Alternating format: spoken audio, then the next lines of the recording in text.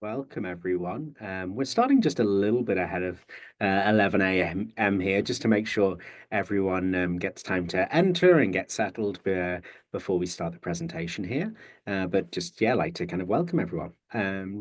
Just doing some kind of orientation before I start, and I'll do our land acknowledgement in a moment here. But if you would like, you can always find the chat at the bottom of the screen there. So feel free to put in where you're joining us from. I always find those interesting. Um, it's always a nice competition to have those who are furthest away. Kyle's joining us from Saskatoon.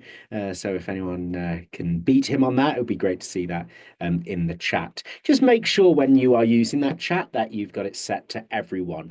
And so everyone can see those. So yeah, Kyle's here from Saskatoon, and interesting to see if there's anyone kind of further afield there.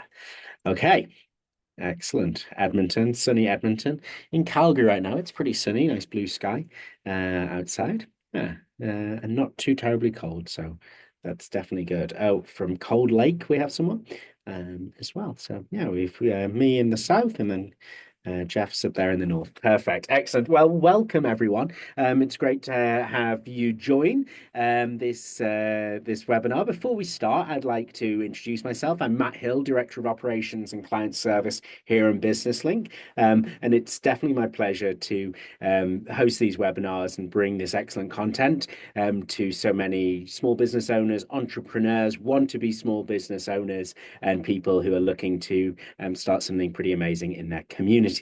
After I acknowledge the land, I'm going to hand over to Kyle, who will get us jumping straight into the content there. But Business Link acknowledges that and respects that we're on traditional land, meeting grounds, territories, gathering places, and traveling routes of Treaty 4, 6, 7, 8, and 10, and the home to many First Nations, Métis, and Inuit people. In the spirit of reconciliation, we acknowledge the lands of those who have come before us, reside here now, and in the future. So yeah, absolutely. So thank you and welcome to Kyle, who joins us from Cooperatives First, for this webinar on the subject of registering your business as a cooperative. Kyle's the Director of Education with Cooperatives First, where he develops and delivers their online training and supports startup co-ops. Originally from Newfoundland and Labrador, Kyle comes to the prairies in the pursuit of his master's. And it's great to have him here for this presentation today. So in terms of some of the logistics of the webinar, the housekeeping, we've got the chat function at the bottom of the page. So if you've got a comment or something or some interaction, chat's a great place for that. If you have a question specifically and really want our attention to that, put that in the Q&A tab. It just means that we're much less likely to miss it in the mix of conversation. And then Kyle's got some great spots during his presentation here where I can ask those questions on behalf of everyone who's here. So again, welcome and thank you, and over to Kyle. Wonderful. Thanks so much, Matt. Really appreciate it. And welcome, everybody. It is good to virtually meet you. Looking forward to some discussion in a bit. I'll go ahead and share my screen. That way you can see my slide deck, and we'll get straight into things. Thanks, Kyle. Perfect. Yeah, we can see that. Yeah. Excellent. There we go. So registering your business as a co-op. I'll talk about registering your business and some of the paperwork you file, but I'll also talk about a couple of the other key startup processes, like how you raise money as a cooperative, and share some examples of cool entrepreneurial co-ops in Alberta. Okay, but first, a little bit of an introduction, because most people, I'm willing to bet, aren't familiar with Cooperatives First. Cooperatives First is a nonprofit that's headquartered in Saskatoon, but we work all across the 4 Western Canadian provinces. We work primarily in rural and Indigenous communities, but we do lots of work in places like Edmonton and Calgary as well. We've been around for about 8 years, and in that time, we've helped create over 120 new cooperatives. I think we had our first of 2025 the other day, which was 131. So pretty good, lots of diversity in those as well. We do lots of work in economic development with economic development officers, business support organizations, raising awareness about how to use cooperatives. And we're currently seeing lots of activity addressing service gaps in areas like affordable housing and childcare, especially because there are new federal funding programs designed for affordable housing, for cooperative housing specifically, as well as the $10 a day childcare program. And to work with Cooperatives First is completely free because our organization is fully funded by the cooperative retailing system, which is the big red and white co-ops that you see all over the West, through their wholesaler, the largest co-op in Canada, Federated Cooperatives Limited. So I am curious. I always ask this whenever I'm with a new group of folks. Let me know maybe in the chat. Are you already a member of a cooperative? And if you are part of a co-op or credit union, why not just share in the chat what co-op or credit union you're a part of? Would love to know. I'm willing to put money on a few of the answers we're going to see. I suspect a lot of service credit union, as well as, and maybe some UFA, if people get their gas from UFA. But yeah, let us know what co-op you're a part of. All right. And again, I think most folks who are going to tune into this one are probably casually interested in cooperatives, maybe want to learn more, maybe see if it's the right fit. But I'm willing to bet everybody's probably interested in starting businesses. And so if you are starting a business, there's a particular mindset and an approach that people will take if a cooperative is the right fit. And so for folks who are interested in co-ops, maybe it's right for us, maybe not. Here's some questions to ask yourself. Do you want a good job, but you don't want to work for somebody else? Do you see a gap in your town's services or a market failure, if we want to get technical? Do you want to start a business, but you don't necessarily want to do it by yourself? You want to maybe team up with others on your startup. Do you want to use the services of the business you start? For example, maybe you're a parent, you can't access childcare. Do you want to see a new childcare business in your town? And then if you meet any of those, are you also willing to give up some control of your business? Anytime we're doing group work, we can't have one person making all the decisions. So are you willing to give up a little bit of control? And in doing that, are you good at working with others? As with any startup, you need to ask yourself, are you willing to invest some time, money, and effort, and a little bit of passion into a startup? And are you looking to make an impact in your town?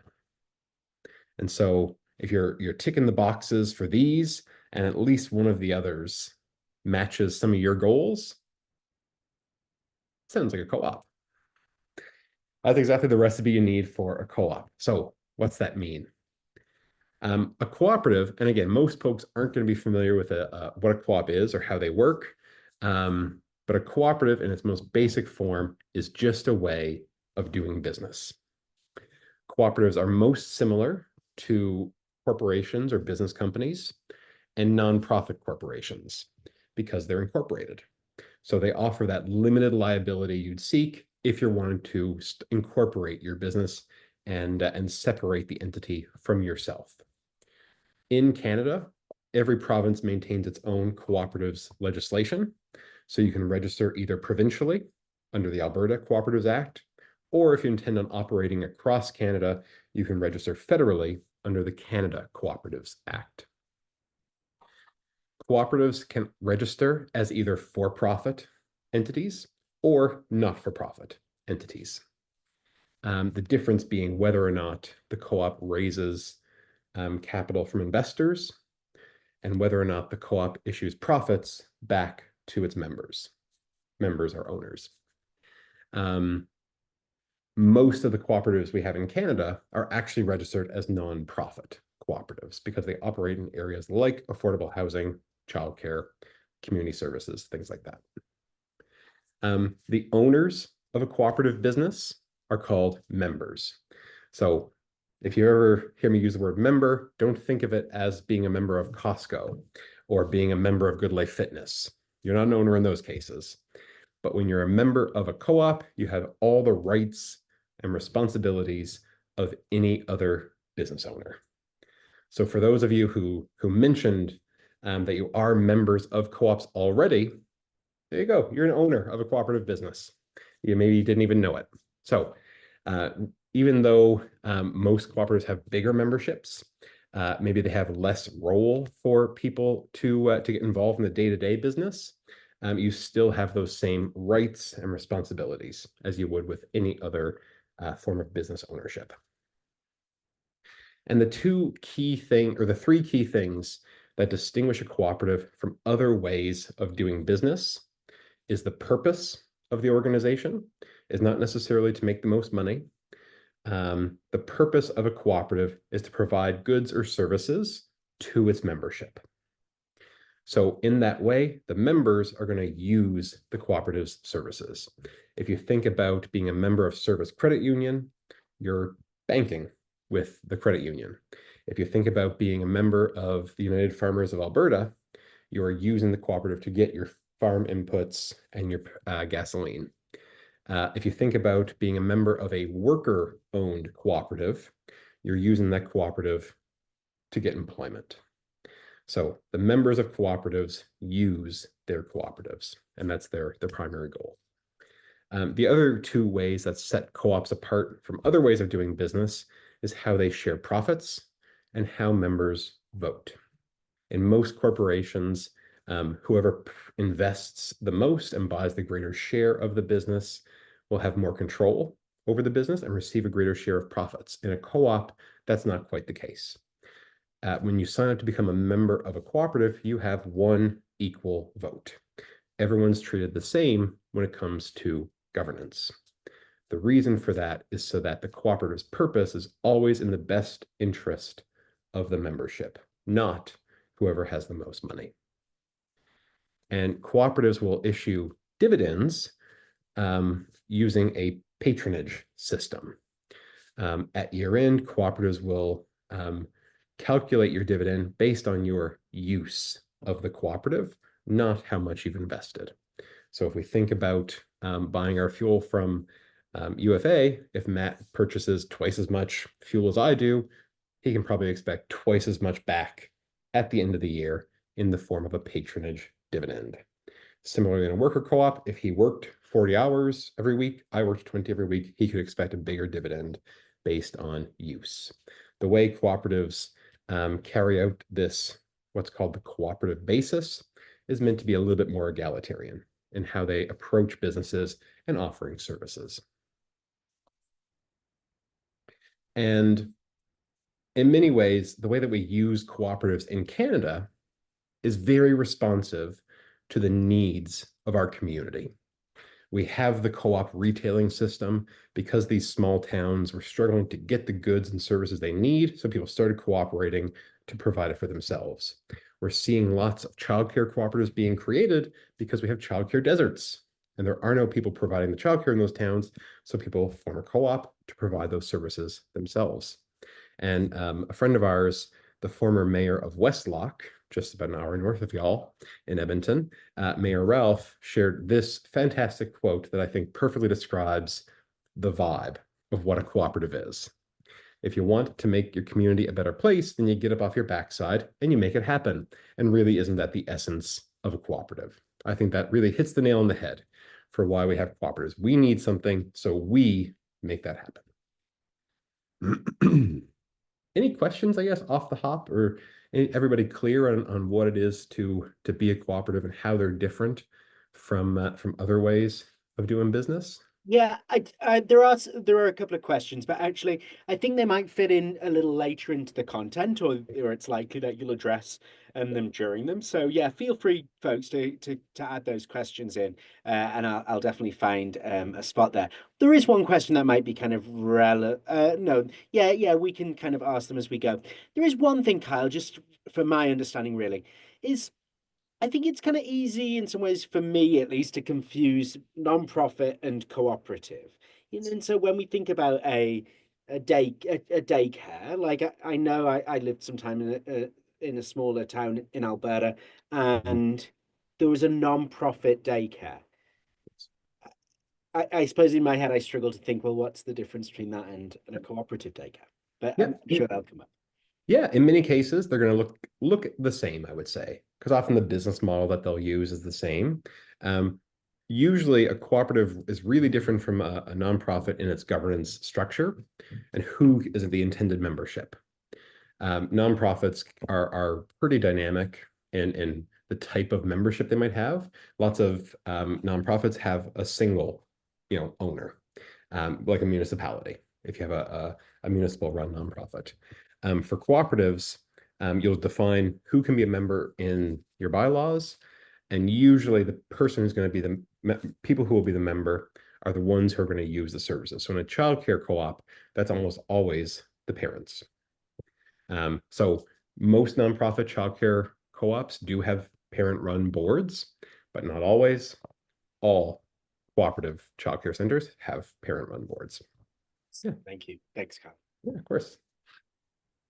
Okay, so I've kind of mentioned a couple different types of cooperatives, and I want to get into that a little bit more because I think it helps highlight the variety of uses that a cooperative can take on. It can take on lots of different forms.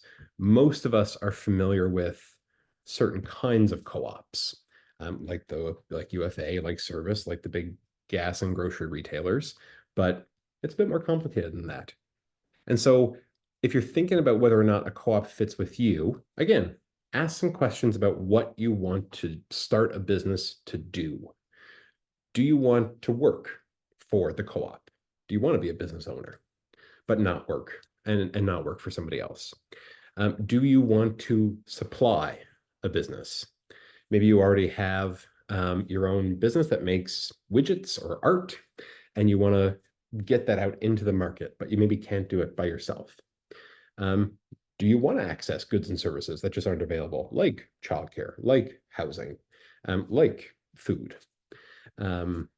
Do you want to contribute to the capital? All businesses take money to start. Are you okay with putting in some money into a new venture?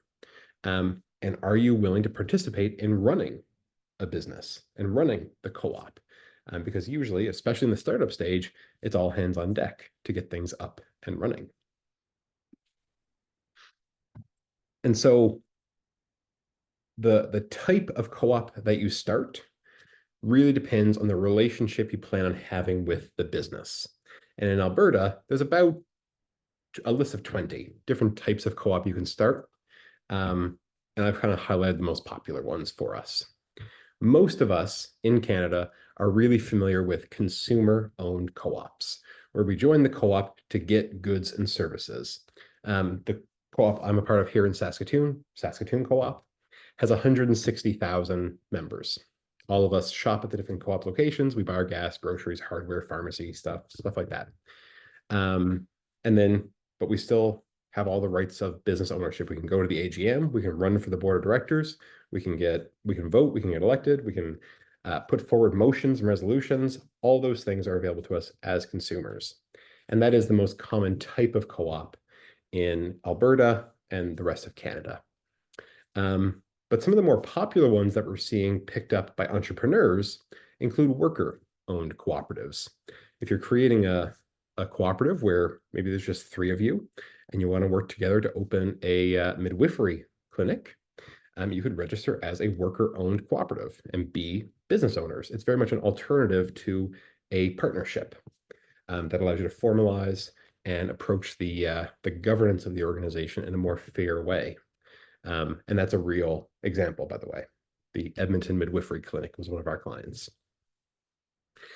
Maybe you're a maker, a farmer, or some other kind of artisan, and you want to scale up your business. You want to supply markets, but you probably can't do it yourself.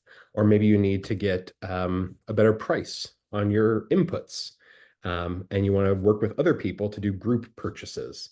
Well, maybe you want to start a producer cooperative or a marketing cooperative. We see this a lot with farmers markets. The Innisfail Farmers Market is a great example of farmers, growers, artisans coming together, and they create a cooperative to run a market that's available to the public. We see in Alberta lots of seed cleaning cooperatives to provide seed cleaning services and reduce costs for farm inputs using a producer co-op model. We worked with a network of artists in Lac La Biche to create the Nahuaski Indigenous Peoples Arts Cooperative, to ensure that there's authentically Indigenous made art in gift shops and retailers. So yeah, maybe you want to supply a business or reduce your costs. There are about 70 housing cooperatives throughout Alberta, and the Government of Canada right now has a new program through CMHC, the Canada Mortgage and Housing Corporation, designed to expand cooperative housing in Canada. We're currently working with some folks in Edmonton and Calgary, and always happy to work with more if they're interested in building a new housing co-op where the people who start the co-op, own the co-op, also reside at the co-op. So the goal is to provide housing, to provide shelter at cost. In Alberta, we're also seeing lots of community investment cooperatives, where especially in rural communities, we see people taking a portion of their retirement savings through their RRSP or TFSA and investing in a cooperative that creates a local source of capital that can then give loans to small businesses, expand the housing market, renovate buildings and lease them out. It's a great way of leveraging the financial capital at work or in your community already and putting it to use to do some cool things. And then you can also register as what's called a multi-stakeholder co-op and include a couple of these different stakeholders in the one business. For example, you may have an organic market that you want to start, and you want to have a class for your worker members and your consumer members. And so you can have different rules and regulations for both of them to work together. So yeah, those are some of the different types of co-ops that you can start. And I hope this helps clarify that really a co-op can fit in just about any sector. You do need at least 3 people to start a co-op or 3 businesses. But usually you can make it work in just about any sector, any kind of business model. There's a good example of a co-op at work. Yeah, any questions, I guess, on anything so Uh, far? yeah, there's a question that comes up a couple of times. People just wanting to understand, is cooperative, they hear this term social enterprise, is cooperative the same as social enterprise, or not? That's a good question. And it's one we get periodically. And it kind of depends. I would say just about every cooperative could be a social enterprise. Not all social enterprises then would be cooperatives. Yeah, because a cooperative's purpose is not necessarily to maximize profits for their owners. It's usually to provide some sort of community benefit or provide goods or services. That aligns pretty good with most of the definitions of a social enterprise that I've seen. Hmm. Some of the larger for-profit cooperatives might fall outside of what a social enterprise would consider appropriate. But yeah, I would say most co-ops do fit the criteria for a social enterprise.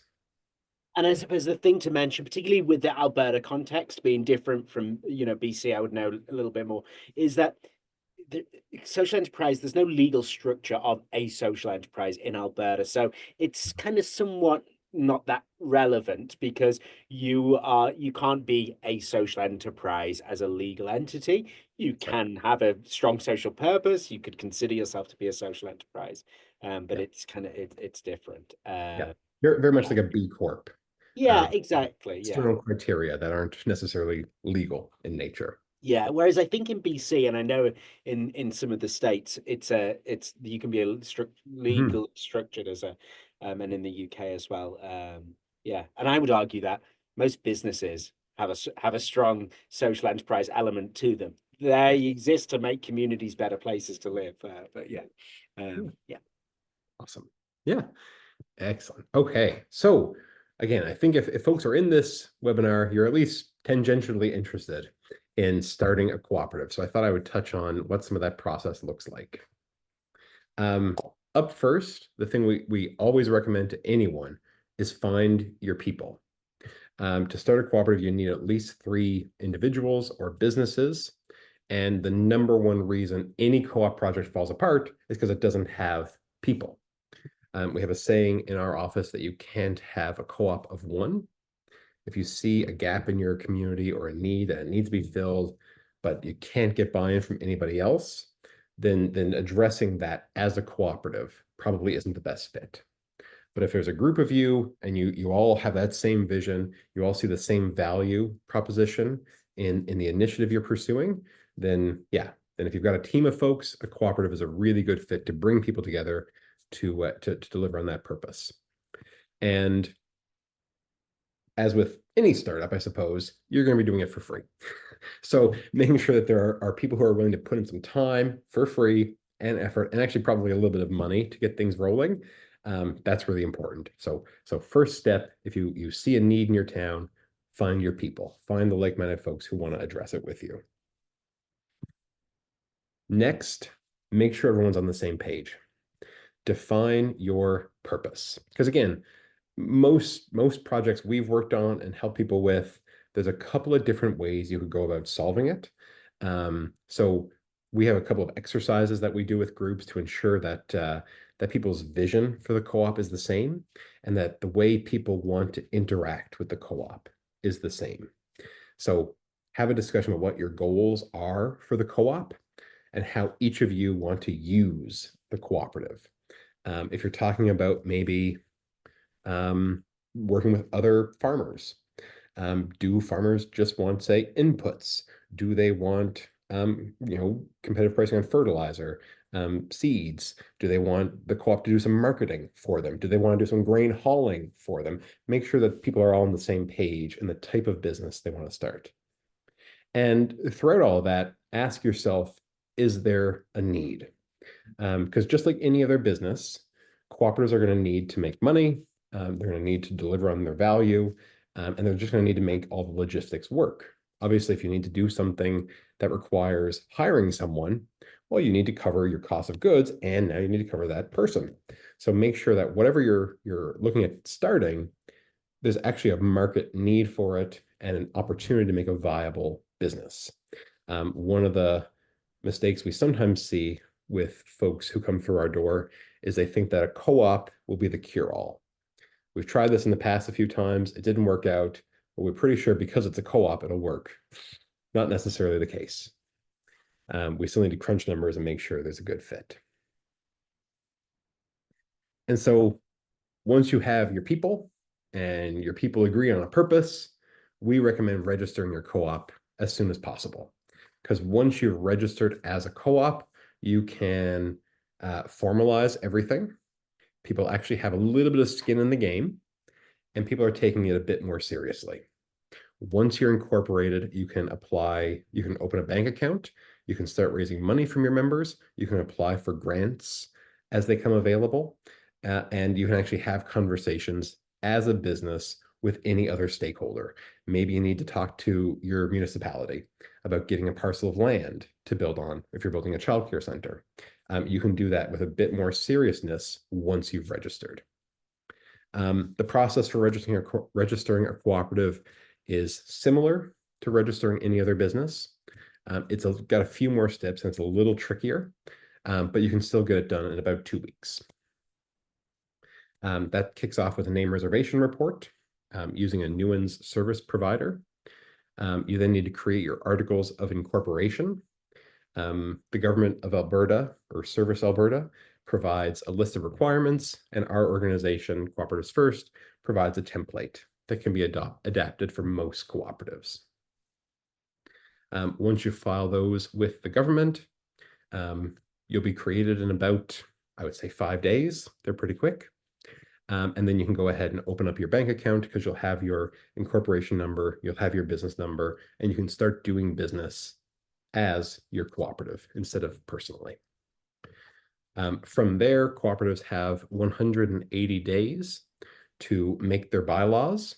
Again, we have a template, so it takes a lot of the stress out of creating those bylaws, and we also work with cooperatives to build those documents. You have 180 days to make the bylaws and then approve them at your first members meeting, 180 days after incorporating. Those are then filed with the government of Alberta. And that's it, really. That's all it goes into registering as a cooperative. I make all this sound pretty simple. There's key governance and financial considerations that you'll need to weigh. And organizations like Cooperatives First, we're here to help with that. That's one of the jobs that myself and my colleague Riley do, is we guide folks through that process and help capture those key financial and governance decisions in their articles, in their bylaws, and help build a structure that will work. Yeah, just on this, there are a couple of questions, Carl, that hopefully are kind of quick fire for you. A couple of the same. Can a pre-existing incorporated business with shareholders, and non-equal shareholders, can they transition to a co-op? I'd have to double check the legislation. Mhm. Some provinces will allow for what's called a continuance of act, where you can continue, it's called the legal term, from one corporate structure to another. And in doing so, the capital that's raised should redeem the capital or pay out shareholders. It's easier, of course, from a nonprofit to a cooperative because there's no share capital. Mhm. But yeah, some provinces will allow for that. In provinces where you can't, I'm not 100% sure about Alberta, but I know in BC you can't transition from a corporation to a cooperative. The easiest mechanism is to just negotiate a sale. So start a cooperative, recruit the members, and then negotiate a sale between the corporation and the cooperative. We've seen that a fair bit actually with business owners who sell to their employees that form Yeah. a cooperative. Gotcha. Yeah. Excellent. And then can you spoke about those three, and you need kind of three people to make this work, or three individuals. Can those three individuals, could two be individuals and one be a non-profit? Yep. Yep. Perfectly fine. Okay, Perfectly fine. perfect. Yeah. I've got some other quick fire ones here. Can cooperatives have employees? Oh, yes, absolutely.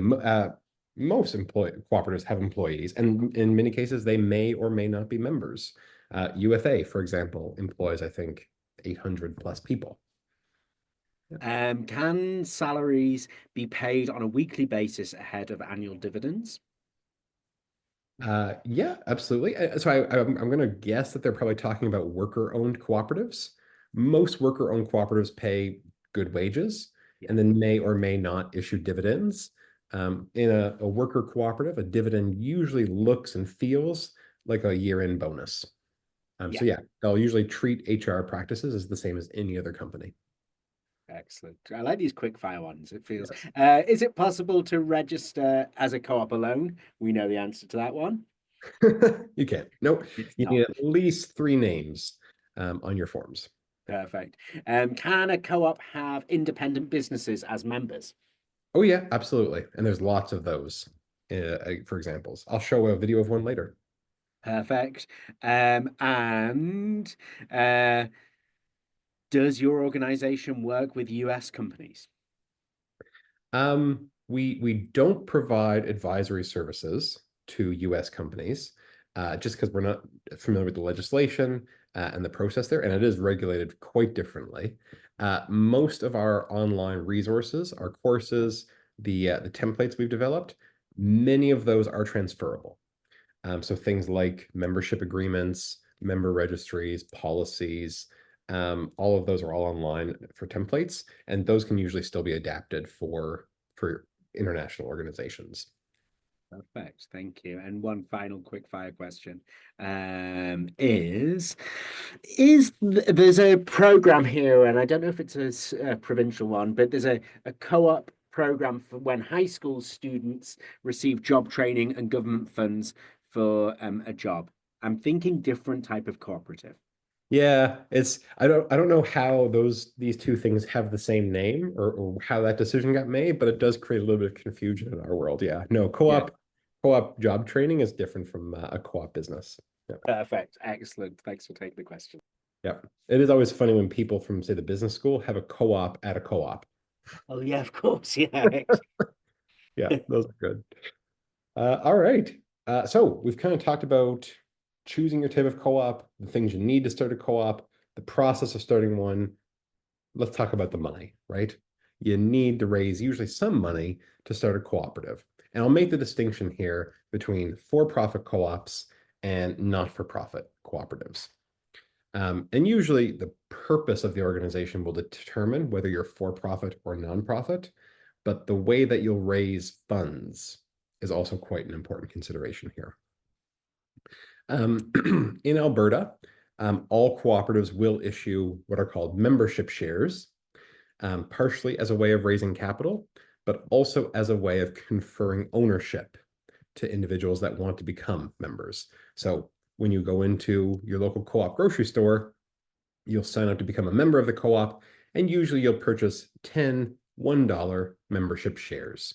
And that's your contribution to the co-op's capital.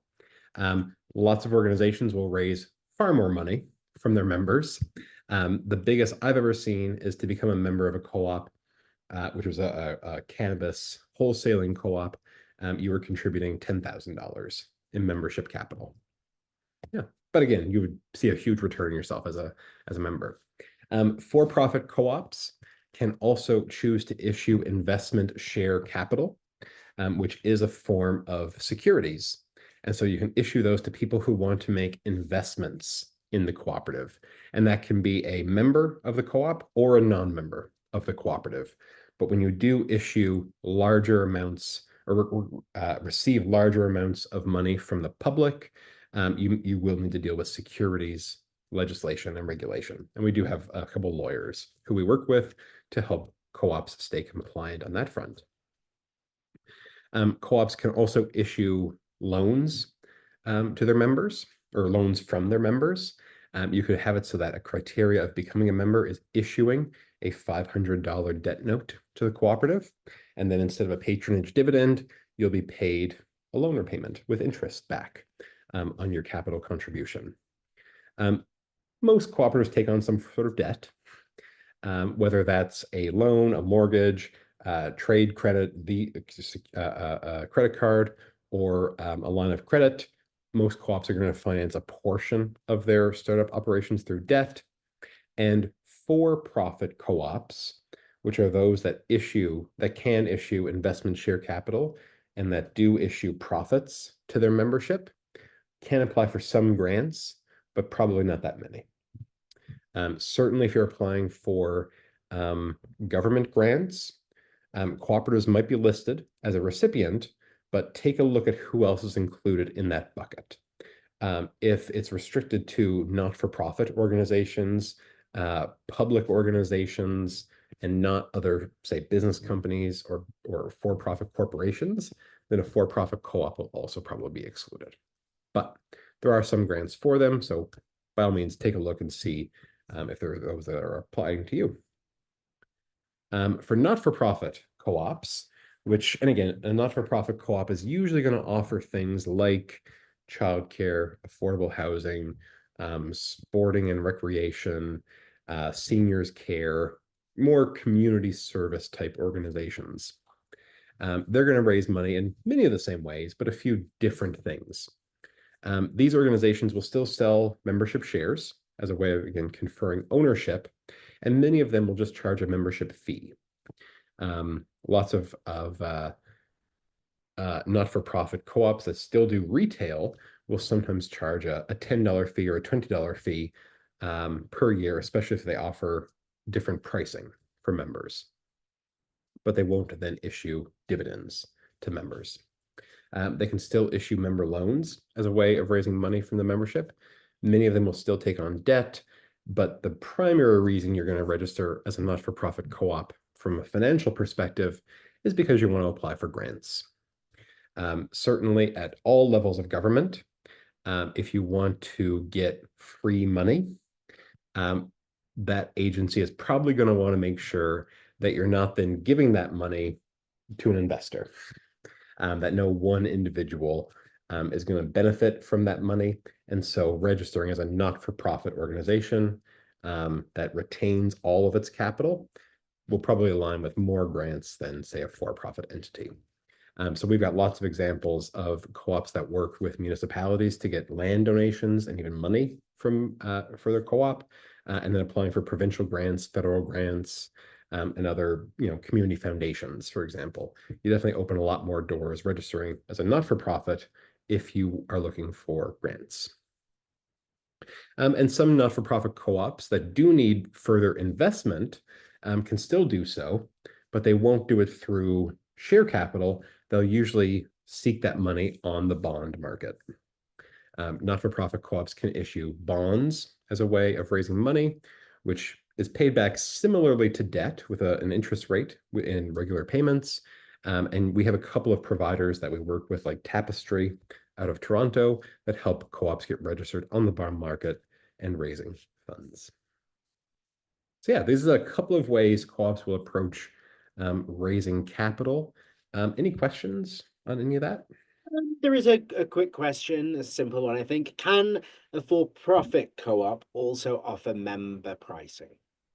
Certainly. Yeah. Yeah. Anything like that applies for both. Perfect.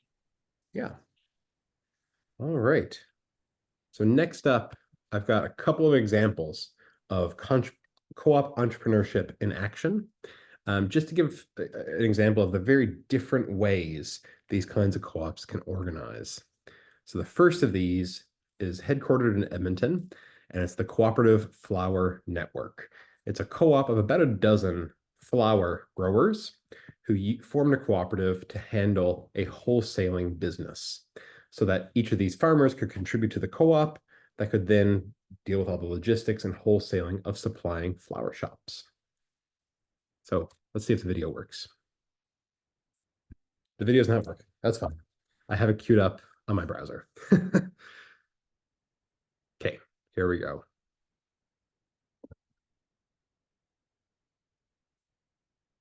Producer kind of co-op was a perfect business model, especially when it comes to like, I'm a farmer florist, so growing flowers, but also like sourcing as much as I can. Basically, as a florist, this is exactly the service that I want. I want to see all the growers in one place and shop once. And then as a producer, it's really nice to be able to, oh, I don't need these specific stems this week. I can make a little extra, and probably one of the biggest clients of the co-op as well.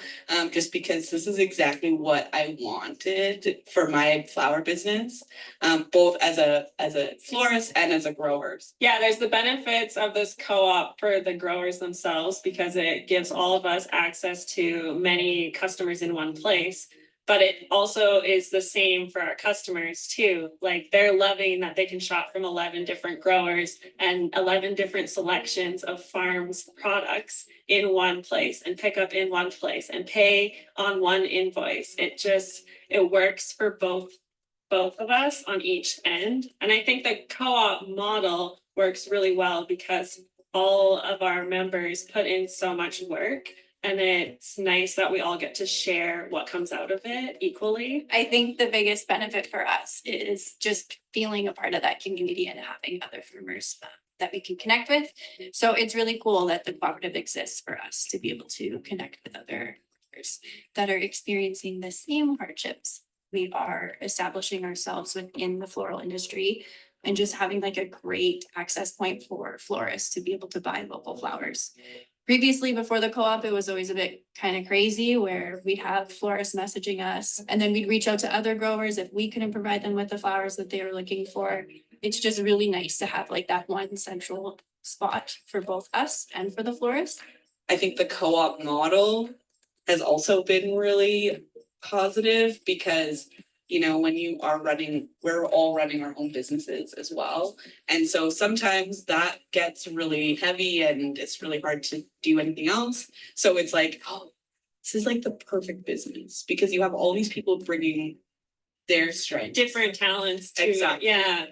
Just building this sense of community, and you can get your coffee, you can come have a little chit chat, commiserate, celebrate the wins. Like there's a lot of really beneficial things, like especially we've been talking about mental health for farmers and how that is a struggle and just dealing with the elements and dealing with the pressures of these types of businesses. We were purchasing all these items from growers, but then they don't have the same skin in the game and they don't get to have that contact with the customers.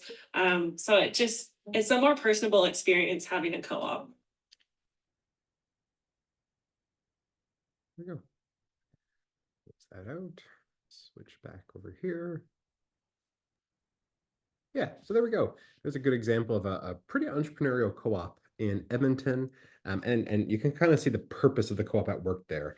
each of those florists identified a need among flower shop owners to source locally grown flowers, and individually, each of those farmers couldn't really fit that bill themselves, but together they can. And now they have a whole website, they have pop-up markets, and then different supports for their member farmers. Any questions pop up, I guess, following that video? All good. No. Oh, I mean, there was one question from a little bit earlier on when we were talking about raising capital and things.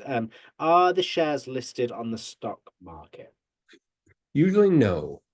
Almost every cooperative that raises investment capital will remain a private entity and just issue them the same way that a private corporation would by shoulder tapping, usually.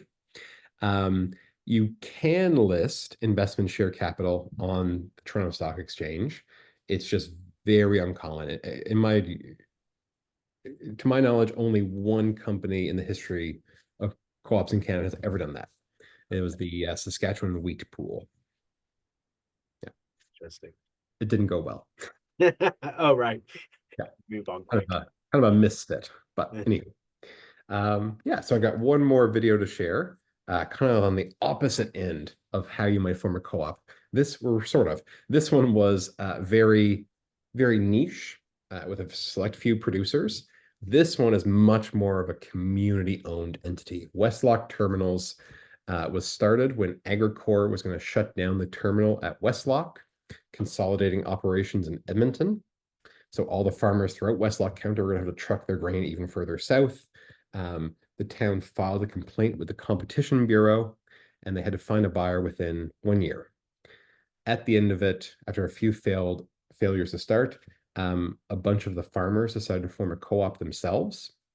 So I think it was probably 25 farmers or so decided to continue to supply the terminal. And they raised about $1.2 million from investors in the community. Those investors wanted to see the terminal stay operational and in particular keep the rail access associated with the terminal. So they had no problem raising over $1 million from the town through investment capital. That one's also not working, so let's hop over to the browser. And this, a little bit of context, this video is part of our Backroad Diaries series, where we hire a summer student and send them out in the back roads to learn about co-ops and their community. And we didn't send our summer students to a pot field, in case anyone's wondering. This is a hemp co-op in Manitoba. And this is the series where I tell stories of Western Canada through its communities and their co-ops. Welcome to the Backroad Diaries.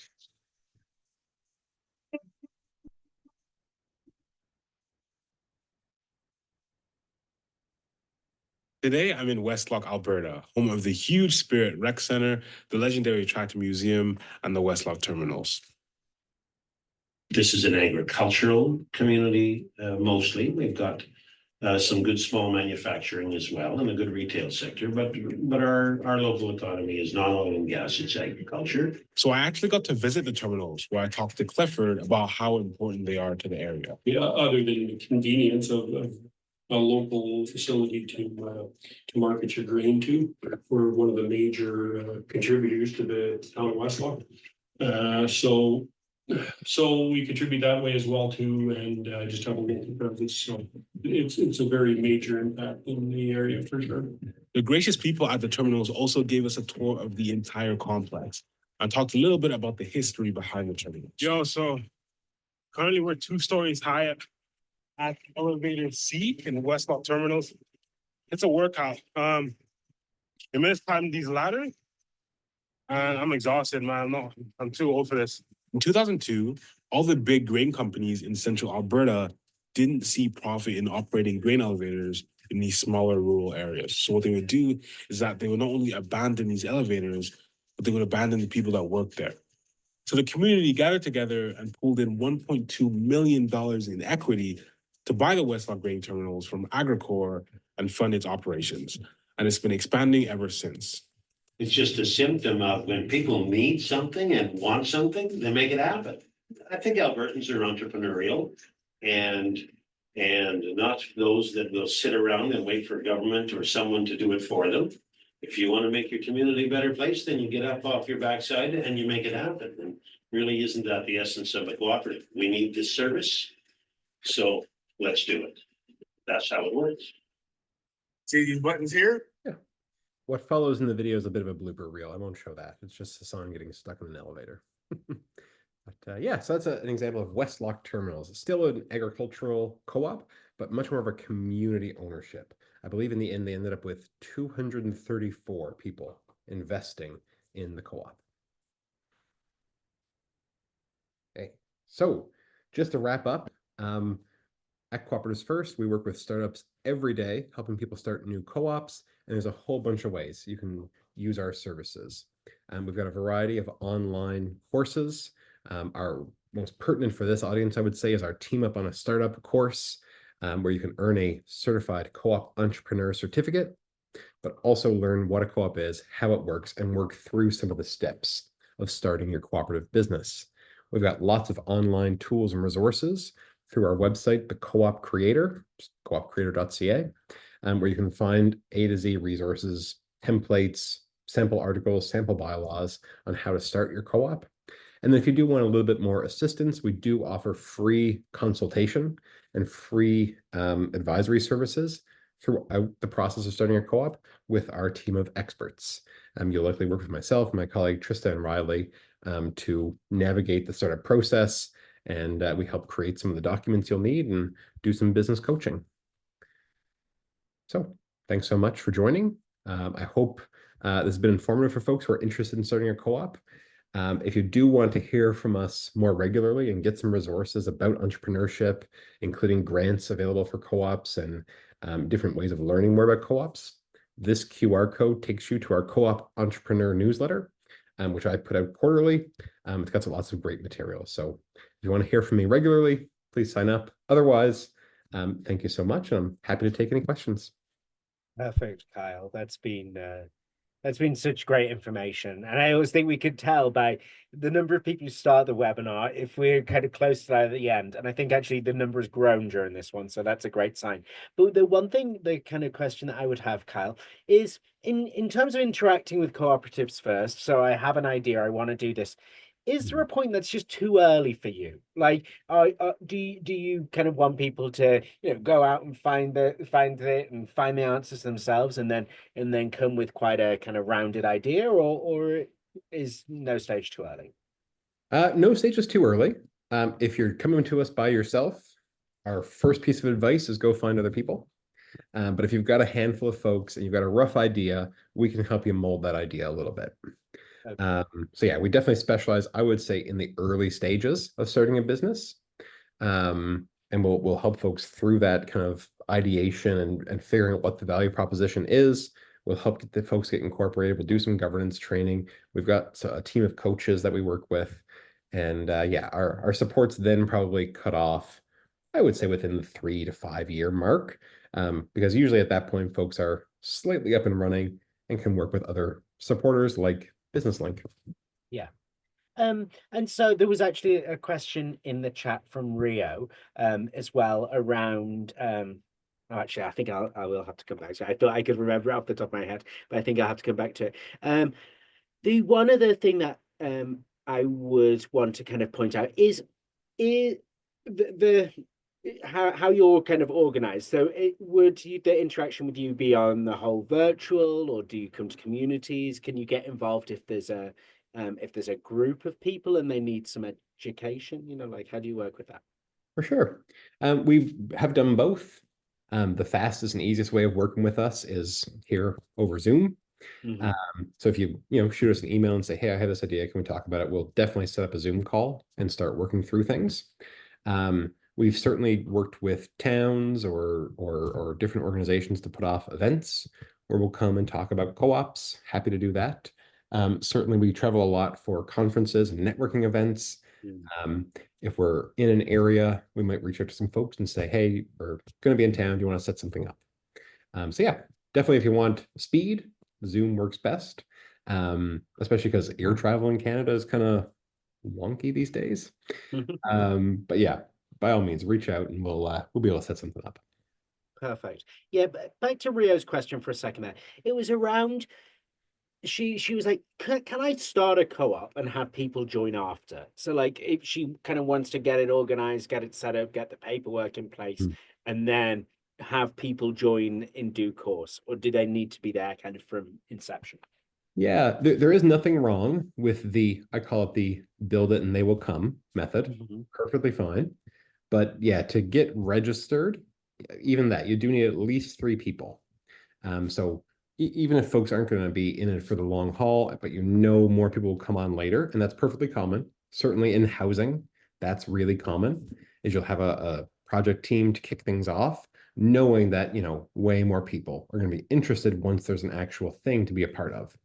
But yeah, you still need at least 3 to get registered with the government of Alberta.